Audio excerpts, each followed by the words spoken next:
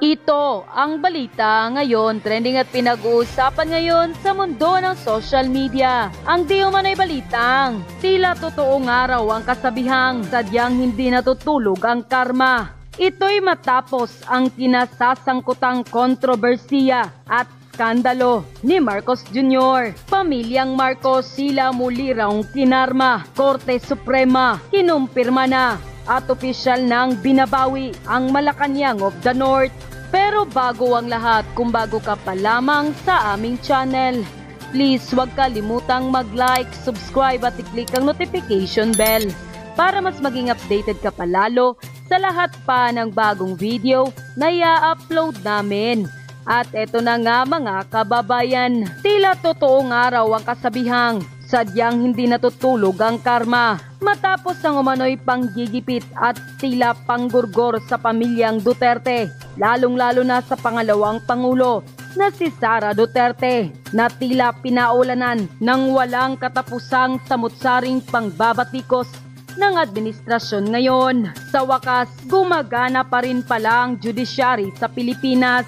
Pamilyang Marcos tila muli raw kinarma. Kamakailan lamang kinumpirma na at idiniklara na ng Korte Suprema na ang 57.68 hectares na property ng pamilyang Marcos sa barangay Suba, Paon, Ilocos Norte ay pinatunayang ill-gotten wealth at ipinag-uutos pa ng Korte Suprema na ibalik na ito.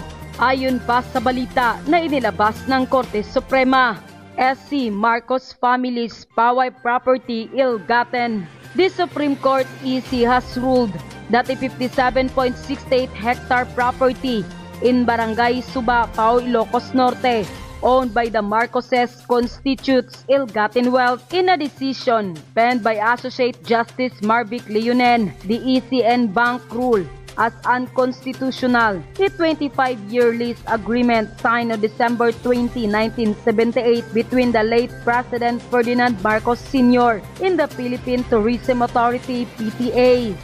The Poway property, which was leased at a low rate of just 1 peso per year, was intended for the development of the Poway Lake area, but the High Court noted in its verdict that there was no evidence to support Marcos Sr.'s ownership of the land at the time the lease was executed. The AC also stated that Poway Lake and its surroundings are part of National Park, categorizing the land as public property that cannot be privately appropriated.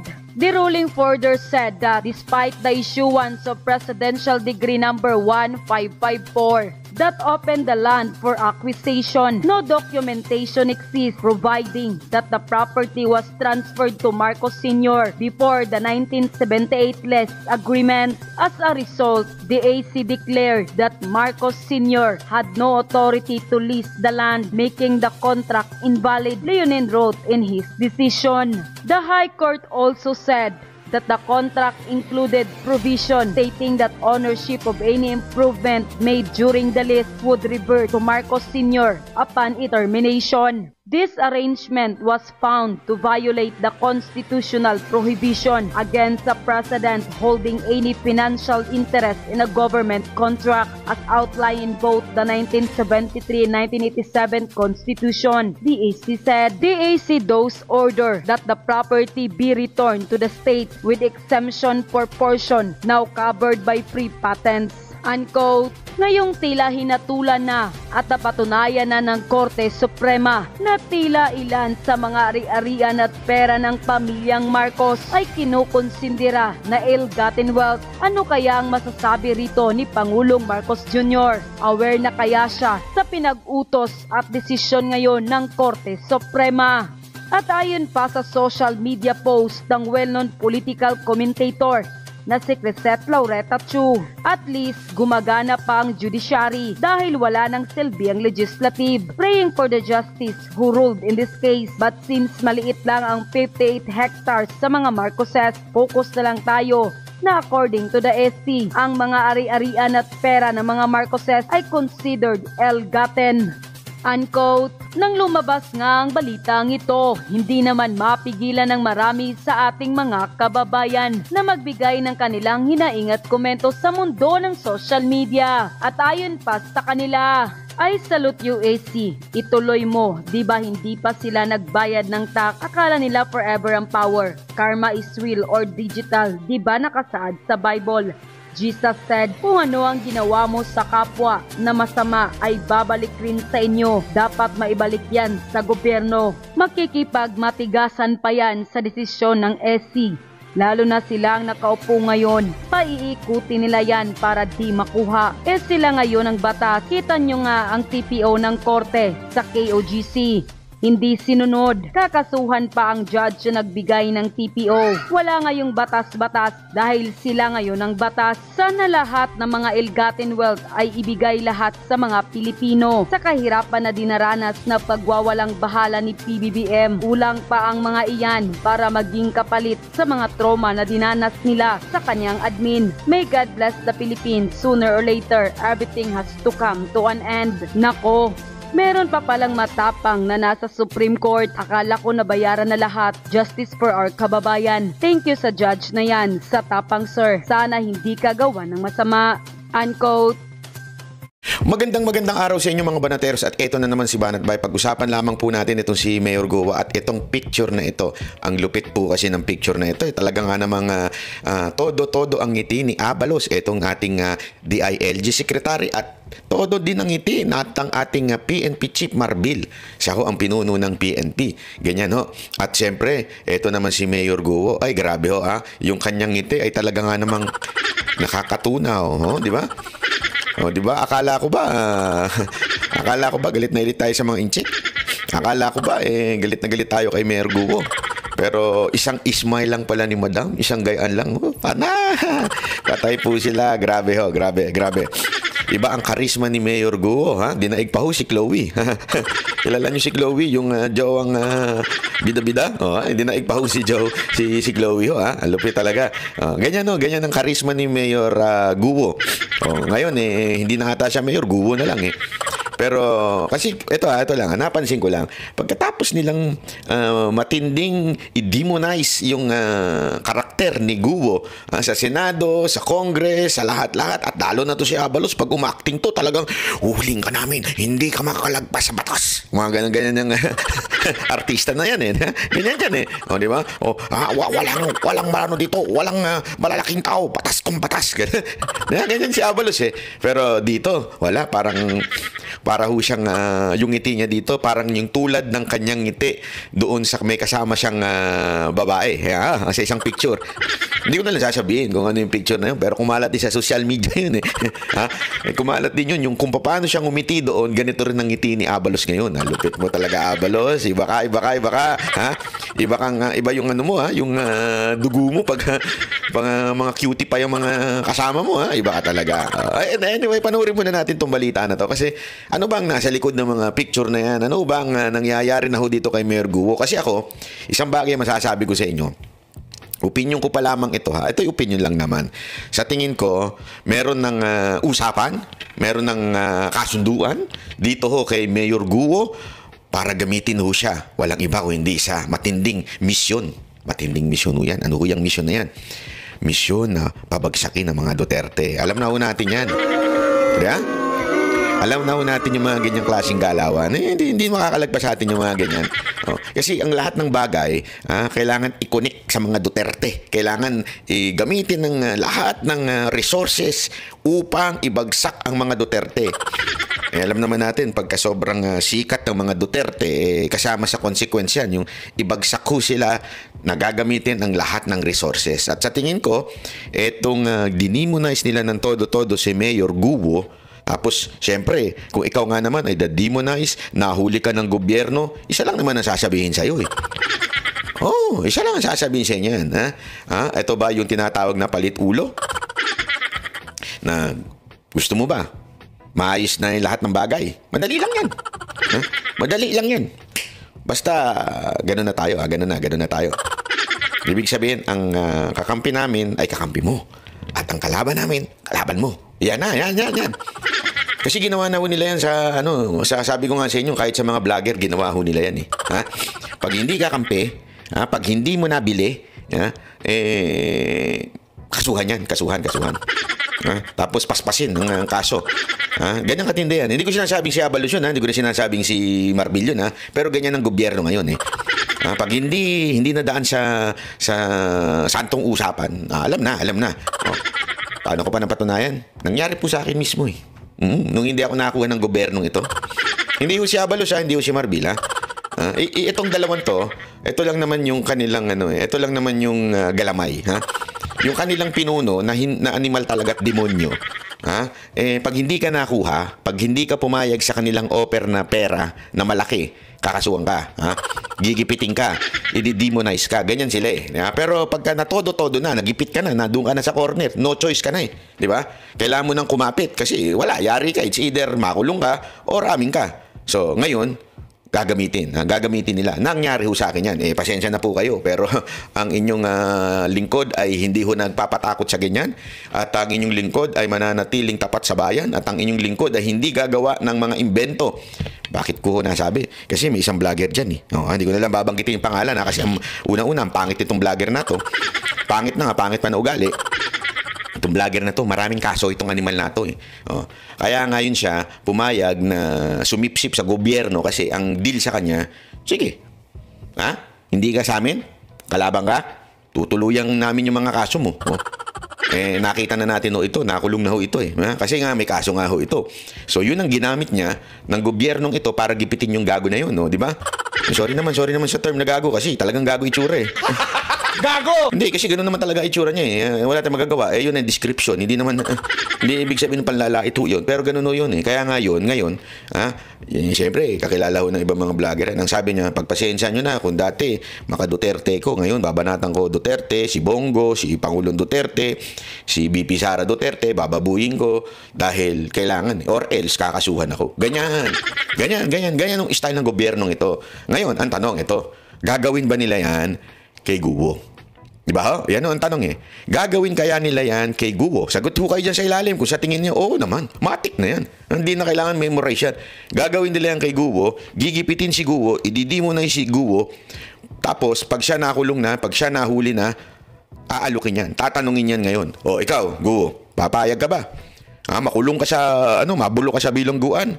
O VIP ka? Mamili ka. O, di ba?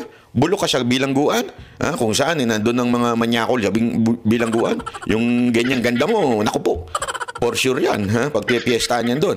Or, i-VIP ka namin. Isang kondisyon, isang kondisyon. Ano yun? Turo mo mga Duterte. Pangalanan mo mga Duterte. Iyan lang man haka-haka ko lamang. Opinion ko lamang naman po yan. O panoorin po natin ito ang dahilan kung bakit ko nasabi yan. Panoorin natin itong balita na to. Yan. Magandang gabi po Luzon, Visayas at Mindanao. Pinoproseso na mga dokumento para sa pagbabalik Pilipinas ni Alice Guo na inaasahang darating hating gabi mamaya mula sa Indonesia. Bago mahuli, nagpaabot na umano siya ng surrender fillers dahil sa banta sa kanyang buhay. Bagay na idinulog niya rin sa May banta na daw buhay niya. Naku. Alam naman natin yung mga galawang ganyan. May banta daw sa buhay. Nakarap ng Interior Secretary. Sa gitna ng lahat ng yan, si Guo ay nakuha pang makipag-selfie sa mga opisyal. Ako kunwari ako, kukulong ako. Dinimonize ako. Mapapangiti pa kaya ako sa tingin niyo? Sa tingin niyo lang, mag-isip-isip lang kayo. Kayo may mga utak dyan, may mga common sense. Anong dahilan at mapapangiti ka pa? Dinimonize ka na Ikaw na ang pinakamasamang nilalang sa Pilipinas. Talagang hinanting ka, talaga nga namang, alam mo yun, lahat ginawa sa'yo, laban sa'yo, lahat ng paninira, pambanat sa'yo, ginawa. Pero nung nahuli ka, naka-smile ka. Anong tawag mo doon? Ako, may naisip pa agad ako. Ito, naisip ko lamang naman ito. Baka naman, moro-moro na lang yung huli-huli na yan at baka naman, meron ng kasunduan. Diba? Kasi kung ikaw ay secure na, happy ka na, mas gusto mo nang sumuko, kasi meron pa death threat pang ganyan, mas gusto mo nang sumuko sa gobyerno, at hindi ka natatakot, pa selfie, happy ka pa. Anong dahilan yan? Ano sa tingin ninyo? At mula sa Jakarta, Indonesia, nakatutok live si John Consulta. John. Mel, Evil, Vicky, opisyal na nga na-turn over ng Indonesian authorities itong si Mayor Alice Guo sa law enforcement groups ng Pilipinas. Sa katunayan, ilang segundo pa lang ang nakakaraan nang makaalis na itong convoy ni Mayor Alice Guo na maghahatid sa kanya sa passport na siya namang biyahe patungo dyan, pabalik sa Pilipinas. Okay. Pasado alas 12 ng madaling araw, oras dito sa Jakarta, Indonesia, nang dumating ang mga tauhan ng NBI at Bureau of Immigration o BI. Sila rin ang DOJ team na sumundo kina Sheila Guo at Cassandra Ong noon at tumutok sa paghahanap kay Alice Guo, katuwang ang kanilang Indonesian counterparts. Pero para mapabilis ang pag-uwi kay dismissed Mayor Guo, dumating din pasado alas 3 ng madaling araw sina Interior Secretary Benhur Abalos at PNP Chief Romel Marbil. Siyempre, tinan nyo ito Ito ay operasyon ng DOJ, kaya nga NBI ang humuli, di ba? At immigration. Kasi both of that department ay nasa ilalim po ng DOJ. So operasyon ito ng DOJ. Kabaha, anak ng tutsang kalabaw. Hindi papayag yung pinaka-epal na sekretary. Sino? Si Abalos. Yan ang pinaka-epal na sekretary. Hindi ko siya papayag. Lalamangan ako ni Remulla sa pagiging bida-bida sa media. Hindi pwede yun. Hirap na akong hanapin si Kibuloy. Hindi ko na nga mahanap. Pinapahiya na nga ako So at least dito man lang maka-epal ako. Di ba? O ayan, umi-epal na kagad. Sinama pa yung pinaka-epal na PNP chief. Isa pa to. Ito ang PNP chief na nagpapa-interview sa mga non-political vlogger. Di ba? Anong tawag mo dyan? Di umano, mga epal. Di ba? Mga di umano yan. Hindi, sa tingin ko lang kasi pambira sa dami-dami ng PNP chief wala namang ganyan yung nagpapa-interview pa sa mga non-political vlogger. Obvious na yung galawan na yan, di ba? Itsampu na lahat ang susundo kay Guo. Kaya bukod sa paghaharap ng NBI at Bureau of Immigration ng Pilipinas sa immigration officials ng Indonesia, we have process. The process first before Sheila and Cassandra. Yes. We are trying to coordinate with the Indonesian police to fast track the documents. We just waiting from the police. may sarili ring pulong ang Interior Department at Pulisya ng Pilipinas sa Indonesian Police naman. Ayon sa BI, ilang beses nagpalipat-lipat ng pinagkataguan si Guo. Ito kitang-kita nyo naman. Ayon sa BI, ibig sabihin, talagang yung BI ang operasyon na ito, di ba? Ibig sabihin talagang sila talaga ang namuno sa paghahanap. Bakit si Abalos at si Marbil ang humarap? Hindi, ako naintindihan ko naman kasi yung amo nila, yung sekretary nila, medyo nangangayayat na. So, maybe, health-wise, hindi na ho pwede si Remulla. Di ba? Na magbiyahe-biyahe. Hindi natin alam, di ba? O kaya, mas gustuhin niya na magpahinga na lang. Hindi natin alam yan. Pero, ika nga, kung wala si Remulla, kailangan may pumapel, o, di ba? Siyempre, taas kamay kagad si Abalos. Sir! Ako na magbibida-bida dyan. Ako na. Hindi pwedeng hindi ako makasali dyan. Kahit isipin nyo, nagtrabaho dito, BI, Immigration yun, Bureau of Immigration, NBI, o pareho na sa ilalim ng DOJ. Pero siyempre, hindi papatalo yung bata nyo. Si Abalos at saka si Marbil. Ano yan Alam naman natin, pareho po kasi yung napahiya dyan ho sa ginawa sa KOJC. Bakit kanyo? 11 days na, nagukay na't lahat, walang nahanap.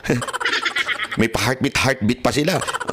Noon na, umiiwas pa to si Abalos, pero di kalaunan, napaamin na rin na siya ho ay talagang isa sa mga nagpapahanap dyan.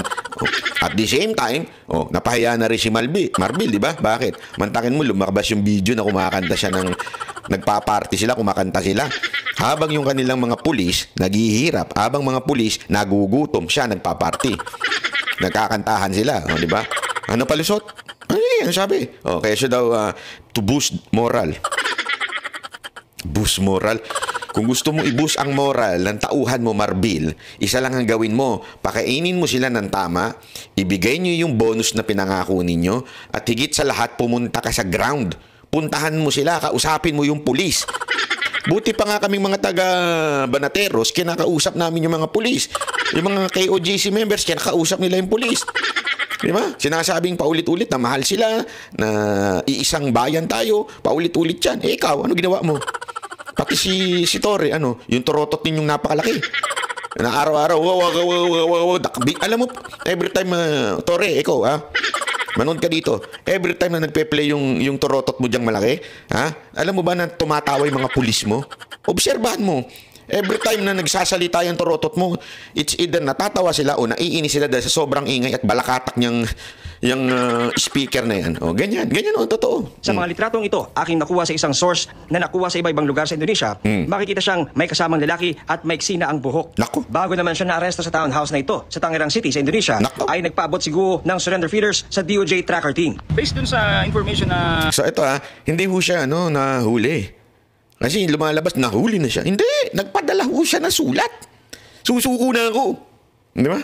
Nagpadala siya ng sulat kasi nga daw, may death threat na sinasabi siya. Di ba?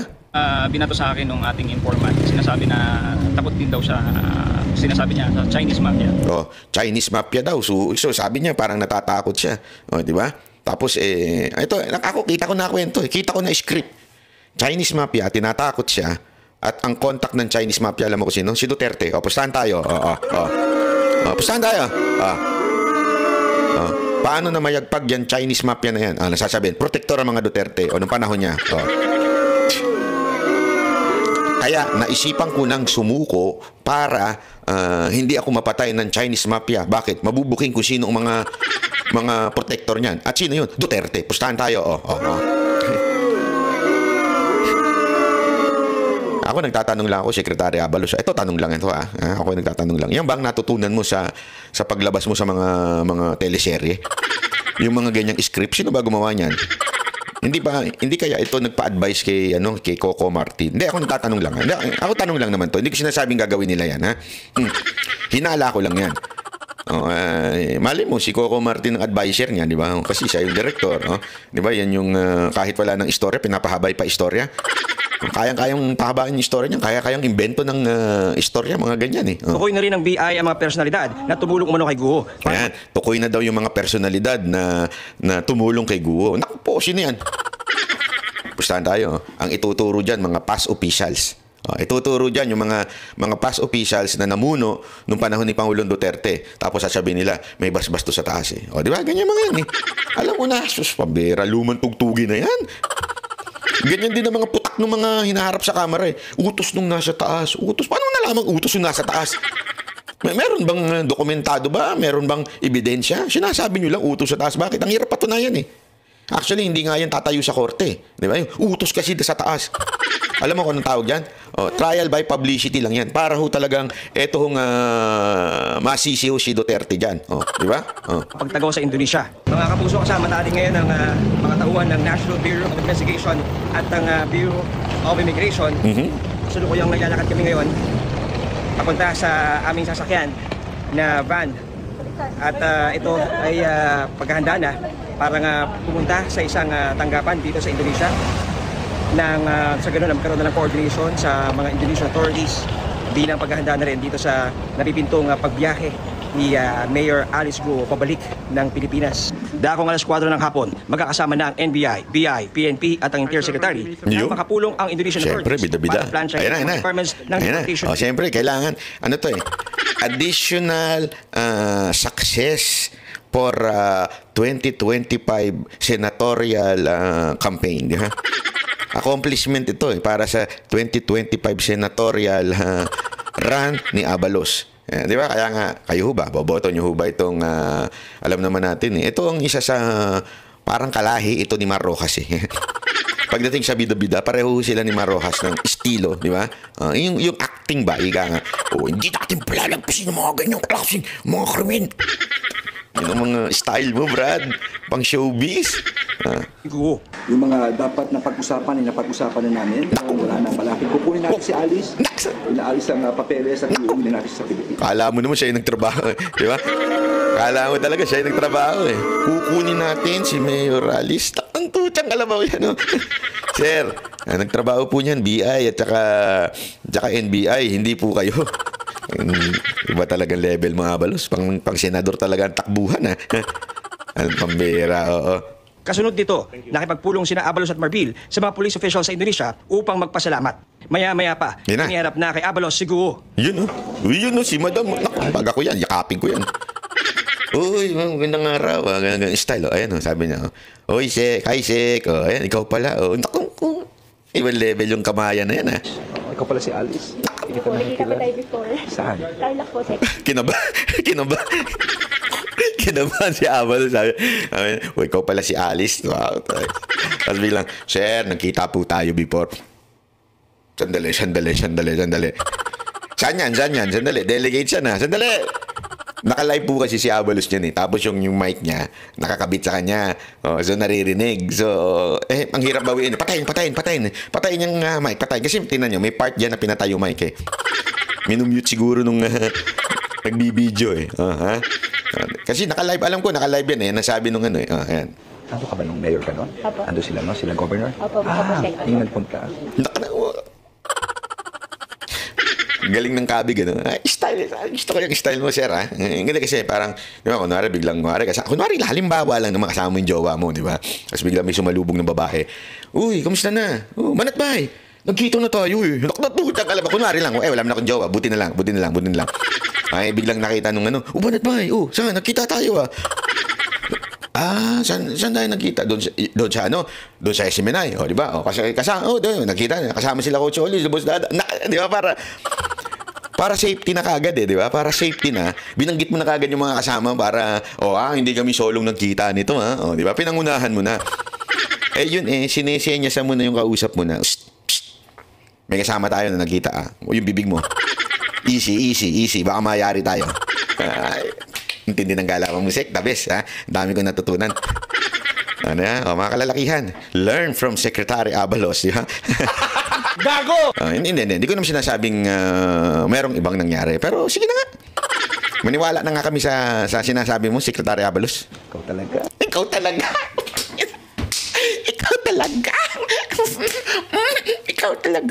Pakurot.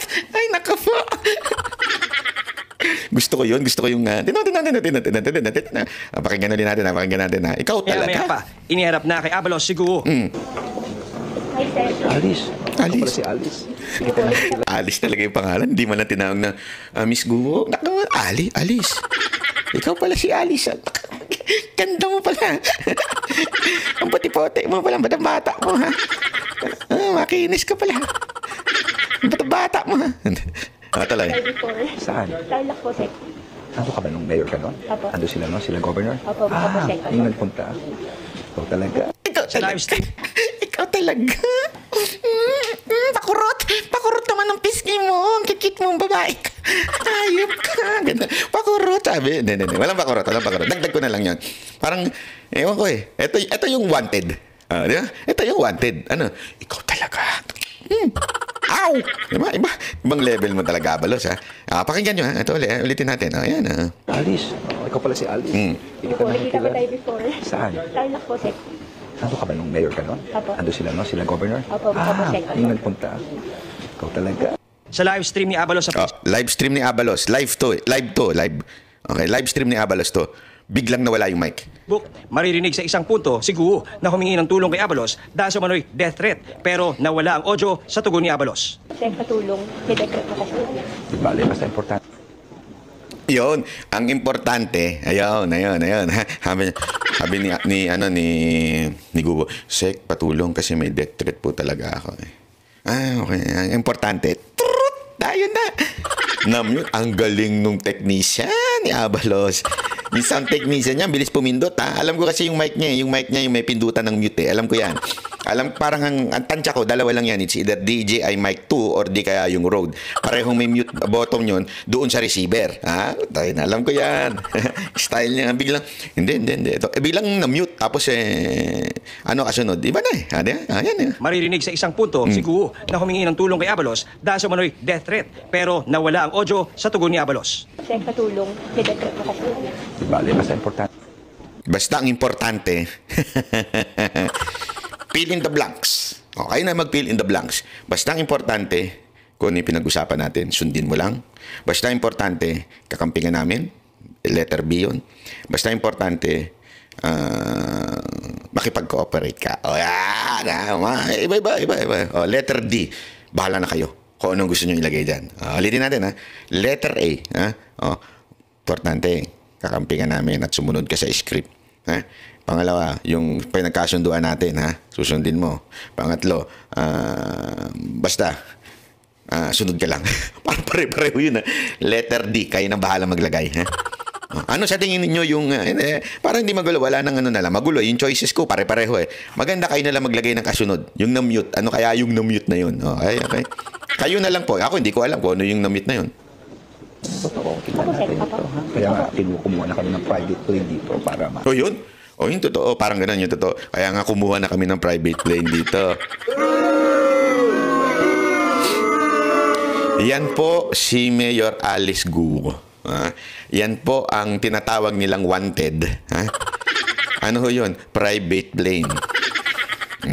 Sa tingin niyo ho ba, yung private plane na yan, gastos ho ni Abalos? Laking gastos niya kung private plane na yan, Abalos. O yung private plane na yan ay gastos ng gobyerno. Sa tingin ninyo, gagastosan ng gobyerno ito nang wala lang? Ano kaya ang kapalit nito? Nako. Kooperasyon kaya ni Mayor Guo sa kwento, sa script na idamay ang mga Duterte? Hindi natin sigurado. Pero ang sigurado natin, VIP treatment ang nakuha ni Guo. Sinundo pa ng private plane. VIP. Ay, nako po. Ako tingin ko, para kayong Chinese. Nako, panay ang mute eh. Diyan siya nagkamali. Siguro sa susunod di na magla-live to. Gusto niya kasing umepal eh. Gusto niya yung style ng nagla-live yung mga politiko eh. Ang problema, alam mo, eto bigyan kita ng payo, Abalos Okay lang mag-live katulad ng mga ginagawa ng ibang mga politiko kung wala kang tinatago. Okay lang mag-live kung walang mga double standard na mga sitwasyon sa buhay-buhay natin. Di ba? Pero kung meron kang tinatago at merong mga pribadong usapan, naku, napakahirap mag-live yan. Huwag mong gagawin yan. Kaya tuloy, ang nangyayari, biglang namimute. Yeah? Gago! Kaya nga kung papansinin nyo, walang tinatago sa KOJC. Bakit? Ang daming vlogger. Naka-live lahat. Walang nag-mute. Di ba? Pakita nyo. Sabihin, ano yung nakikita ninyo? Yun. Kasi kung nananakit ang mga taga-KOJC, yung pinalalabas nila, kung violente mga taga-KOJC, sa tingin ninyo papayagan ng pamunuan ng KOJC na i-live ng mga banateros yung video? Hindi. Bakit? Mabubuking. Bakit nila pinapayagan? Kasi alam nila na ang mga taga-KOJC hindi pumapalag talaga. Ang mga taga-KOJC lalaban lang pag sila na ang inapi. Pero hindi sila magsisimula ng gulo, hindi sila gagawa ng hakbang na illegal. Sila ho'y susunod sa batas. Ganun o. Kaya confident sila sa pagla-live ng mga vloggers, particular ng banateros. Ayan, tanong. Bakit dito panay ang mute? Don't tell me, talagang timing lang. Yung mute ng pag-timing ng mute, dahil lang ng mute, sana kung, okay lang sana kung mawala yung audio, yung malayo. Di ba? Yung malayo, yung tao. Ang lapit-lapit yan di ba? Sana kung 1 kilometro. Kasi ang alam ko, yung mga ganyan, sobrang layo niyan. Kasi may ganyan ako mikropono Malayo inaabot niyan. Hindi yung ganyan, nawawala na kaagad. Kasunod dito, ipinroseso na ang mga papeles ni Guo.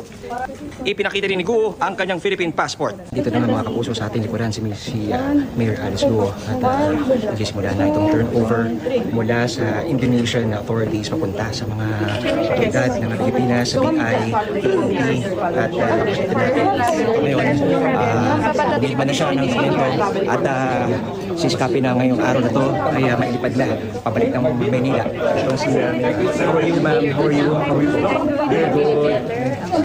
Sa isang punto, nakapag-selfie niya ang ilang opisyal mula sa Pilipinas at maging sa Indonesia. Nakapagpa-selfie pa daw yung mga opisyal mula sa Pilipinas at Indonesia. Ganyang ka-VIP si Guo. You remember me? Okay. Wow. Nak ng tuta. You remember me? Dumi-discard pa si Kuya. Okay yan, sir. Okay yan. Sa bagay, sabi nila, hindi ako sure sabi nila nagpagawa daw si Mayor Guo, nagpa-post something. I don't know, I really do not know. Pero one thing for sure, mas gumanda siya ngayon. Press na press siya, di ba?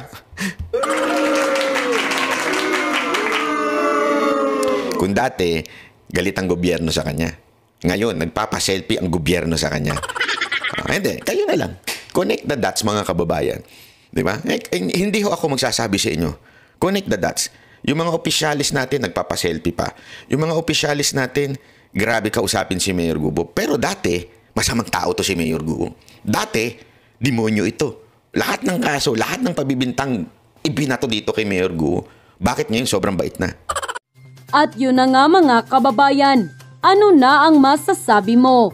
Kung mayroon kayong hinaingat komento patungkol sa balitang ito, please comment down below. Pag-uusapan natin yan sa comment section. At kung nagustuhan nyo ang video, ay huwag kalimutang mag-like at i-share na din para mas marami pang makaalam at umabot ito sa marami sa ating mga kababayan. Maraming salamat po!